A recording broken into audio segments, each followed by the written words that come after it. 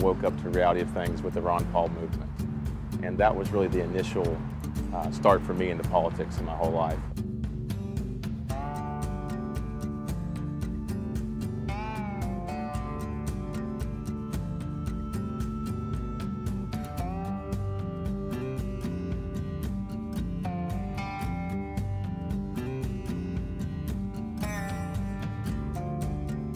You're inspired by Ron Paul as a college kid, and you end up running for state rep when you're just 27 years old.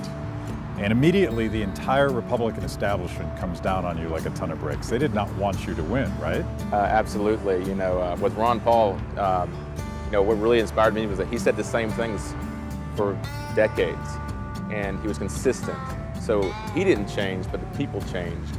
And he created this movement that's been happening for the last decade. So that's really important to point out. But the leadership, the establishment, typical politicians, the typical so-called, they call them squishy Republicans or Republicans, they're not really Republicans. They call these guys rhinos. They don't do what they say they're going to. Right.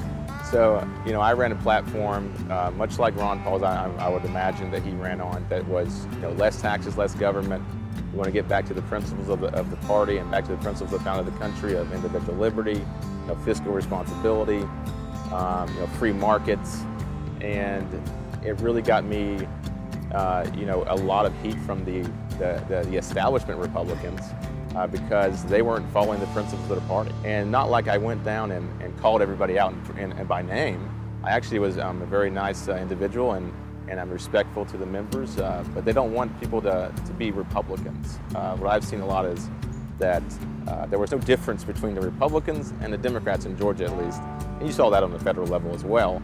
But everybody was voting for all the bills, and I had looked on this as a staffer for 4 years, and I became more passionate about what I was doing and what was happening and how I needed to get more involved in this because there was no difference I saw. And it was more of a statist than anything, that they were growing government every chance under the facade that we're limited government conservatives and we're Republicans and for less government, and they campaign on these promises, and then they go to the state house and they count on the voters to not pay attention to what the reality of things are going on. So you're elected, and the first test is whether or not you'll support the Republican budget, which is a debt bomb. Right. Tell me this story. Yeah. So Georgia's budget, the last 4 years I studied as an aide and 2 years as elected official, has been a record-setting budget every year. I believe it was around a little over $20 billion, and we get matched 1-to-1 with the federal government on these dollars, which directly contributes to the national debt. This free money, there's no such thing as a free lunch.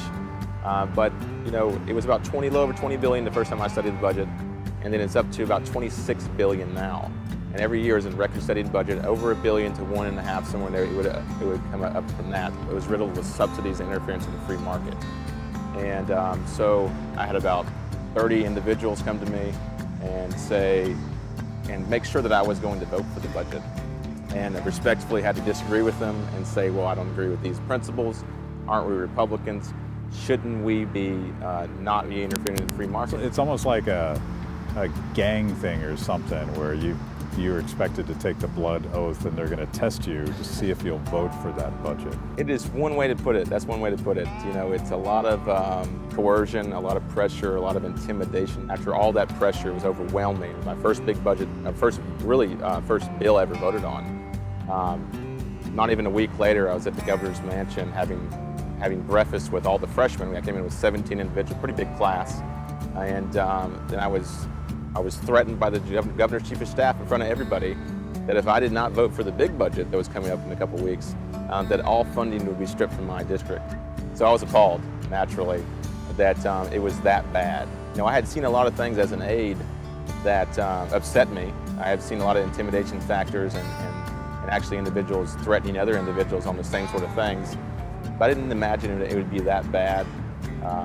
And so I've seen a lot of things in the last 2 years. But that one really, it was a choice I had to make to say, do I speak out against it or do I not say anything? But I felt like if I didn't say anything about it, then it continued to happen because so many other individuals had been threatened and they had not said anything. and it continues to happen, and people can get by with those things and not be accountable to those transgressions. It gets easier though. You know, if you maintain your principles, your integrity. I mean, the first year was extremely hard. It's human nature that you want to be liked. You want to be invited to lunch. You know, everybody wants to be invited to lunch, you know. So that's difficult when you're trying to maintain relationships, but you know, putting the hard work in and actually expressing your ideas and why you disagree with the legislation makes a difference.